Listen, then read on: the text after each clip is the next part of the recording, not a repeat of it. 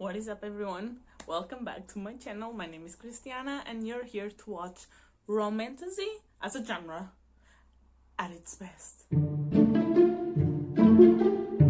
If you're new here, hi, my name is Christiana. I'm 22 years old and I'm Portuguese, and I have been absent from this channel long enough, so let's get back to it. And I have to say, I love romantasy. Like, any book with fantasy and a huge romance plot in it, I'm going to love. Okay, for me, any book that hasn't like romance, I'm not sure I'm going to like, but that doesn't mean I am not.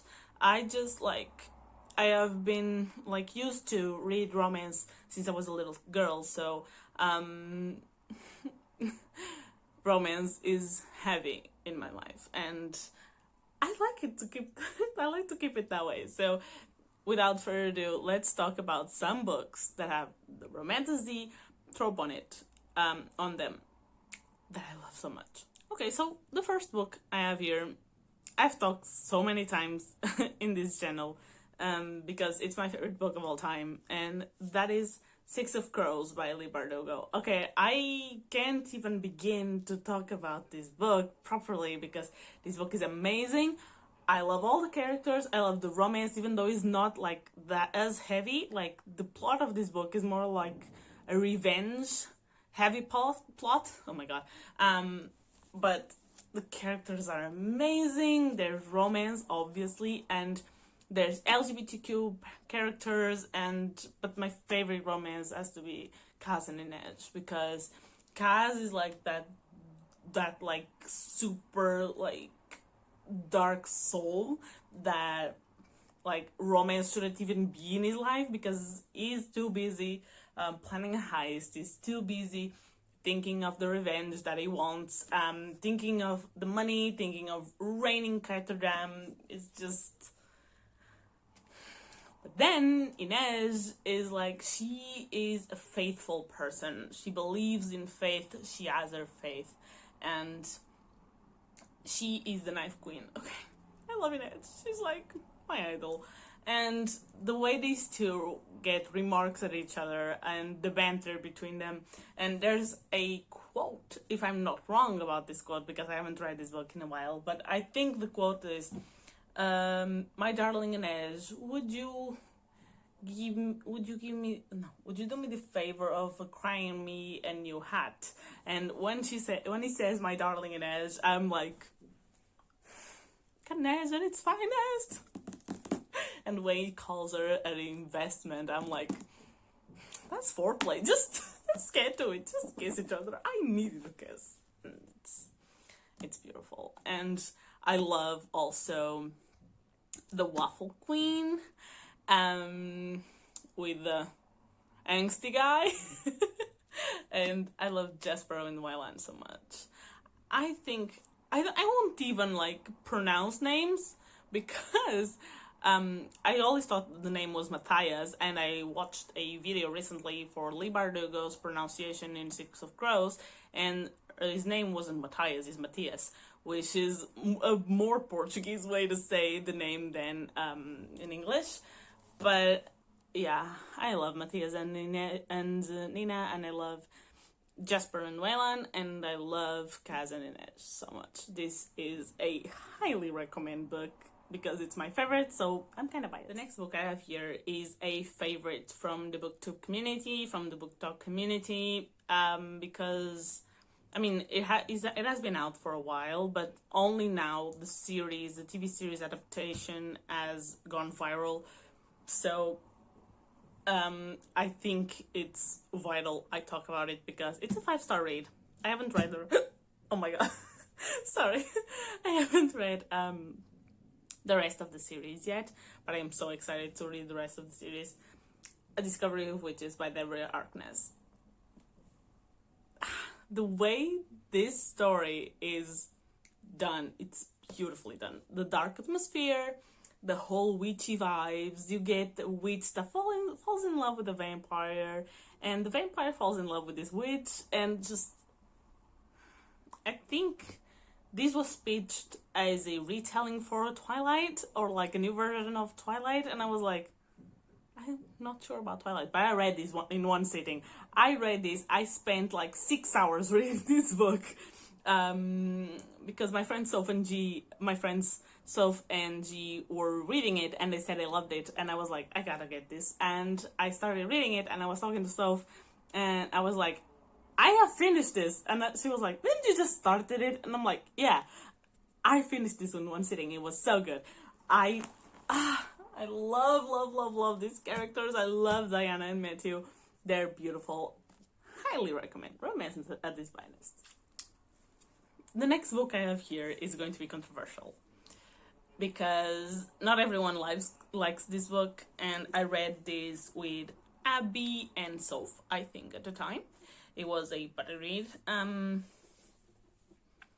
This book is going to be very controversial because there are a lot of people who loved it and there are a lot of people who hated it. I'm the one who loved it, so that is To Kill a Kingdom by Alexandra Christo. I like, pirate fantasy is my favorite kind of fantasy. So as soon as I read the synopsis of this, Prince Alien and Princess Lyra, a mermaid, a siren, and a prince who is also a pirate, I was like, what? This is going to be my thing. And it was. I gave it 5 stars. It was amazing. I love the banter between these two characters. I love the aid to love. I love that it's a forbidden romance. They shouldn't fall in love with each other, but they do. And it's so good. And I'm like... And I read this super fast. It's really small too. It's like 300 pages if I'm not wrong. Which I might be. Sometimes I am. It's 358 pages in this version. I know there are like other editions that are less pages or more pages, depending if they count the acknowledgements or if they count the next chapters or anything. But this version has 358 pages, and I loved each and one of them. Like, you gotta give this a go. It's really good. This next book is a fantasy romantasy, and it's a horror story. I gotta say, the plot is very, like, horror heavy, but, like, not like a horror that will, like, make you feel scared for the rest of your life. Even though I am a chicken, and when I read this, I was afraid to go to the bathroom alone at night. But it's really good. I gave it 5 stars too, because I read the next book from this author, and it wasn't, like, it's still horror, like, the plot is still horror, but I didn't find horror in that book, if that makes any sense. To me, it didn't scare me. This one did, and that is House of Salt and Sorrows by Erin and Craig. First, this is pitched as a 12 Dancing Princesses retelling, so I was there. I read this with my friends from the book club, the Reader's Train on Bookstagram, and we loved this. We were like, this is amazing. We love, like, fantasy and retellings. We're, like, super, like, open-minded about retellings, because we know not every time the author gets, like, the opportunity to really mess up the story, and Erin did mess up the story a lot, and we loved it. Leigh and Cassius are, like, 2 of my favorite characters, like, 2 of my favorite protagonists, like, one of my favorite couples in history of literature. Like, I love Leigh as a character, I love Leigh as a woman, and I love Cassius as what he was. And I'm not gonna say, because you will get spoilers, and I need you to read this book. It's amazing. Highly recommend. I might read it again, like, soon, because I miss these characters a lot. This book I have here is a recent read for me, and it's a book community favorite. Serpent and Dove by Shelby Mahurin. Like, this book, this is controversial for me, because I read half of this book and I almost DNF'd it, because for half of this book, nothing happens, like, nothing at all. You see Lou and Reed, like, imprisoned in marriage. Is the forced marriage trope, and I haven't read many books with this trope, so I wasn't really familiar with it. But as I read it, I was like, I'm not sure this is for me.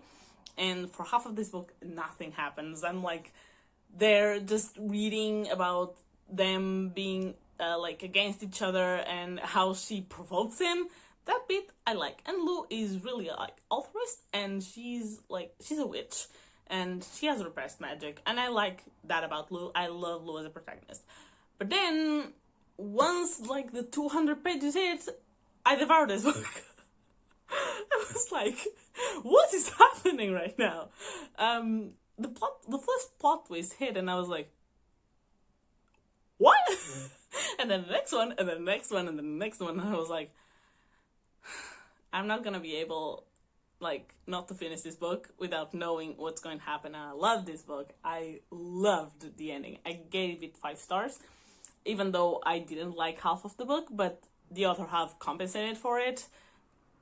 It's really good. I really recommend. And I love the romance between Lou and Reed. Like, in the end, it was, like, so controversial between them two, because the plot twist, you need to read this, because I can say without giving it spoilers, but it made the book a whole lot better. Highly recommend. We got to the last book of the pile. This book is really special for me, because I have realized I have a big, like, soft spot for like magic circus and magic whatever, magicians, and like the whole magic environment, atmosphere, since I read Caraval. And I picked this book because it was pitched to me as like for fans of the Night Circus and the Caraval series, and I was like, well, I love Caraval, so I have to get this. And that book is Where Dreams Descend by Janella. How am I going to explain this book? Oh, I know. This has nothing to do with Caraval or the Night Circus. Like, no. You see the magic atmosphere, and that stops there. There's nothing else like this book. The mystery looming over every page was the only thing that got me through the book, because the first 100 pages were almost a DNF for me, because, like, you're introduced to these characters, Kalia, the Marco, the Master, the show producers and everything, and you're told, and this is not a spoiler, you're told that there's like a nightclub, sort of, more like a lady's house. I can't remember the name for whatever. And there are performers there, and Kalia is one of them, and the Master too, Jack. And they perform there. But Kalia has this, like, instinct that tells her that something is wrong, and she starts to realize that something really is wrong when she realizes Jack is hiding stuff from her. And she always had this super, like, will to go to the city next door, which is the city where everything happens in this book. And it's a city surrounded by a secret. And there she meets the Marco, which is when the romance happens. And I know this is going to be controversial, because this is sort of like love triangle situation, where, like, Kalia has sort of feelings for the Master, which is Jack, and then she starts developing feelings for the Marco, and things happen with the Marco, but they're, like, in this go and back and fast and forward, and it was really confusing at the times, but I really loved this book. I gave it 4 stars, even though now that I think of it, it might be a 5. Because the mystery looming was really good. She made this book like a fantasy and a murder mystery.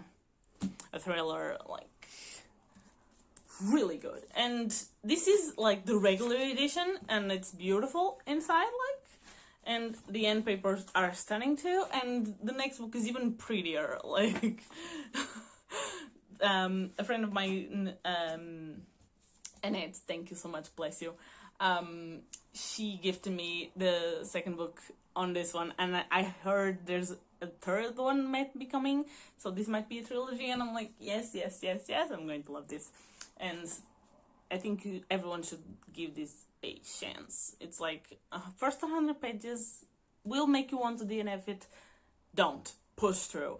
Go slowly, like, read 20 pages at a time. That's what I did. I took my time. I read, like, this book took me like 2 weeks to finish, but it was so. And that concludes the video. I hope you liked it, and if you have like more suggestions for romantasy books that you think I should be reading according to my tastes, leave them down below. I will add them to my wishlist and we'll get to them eventually. If you like this video, please leave a like and subscribe, and comment down below so we can talk and become friends. I love talking to the bookish family. And without further ado, I will see you in the next one. Bye bye.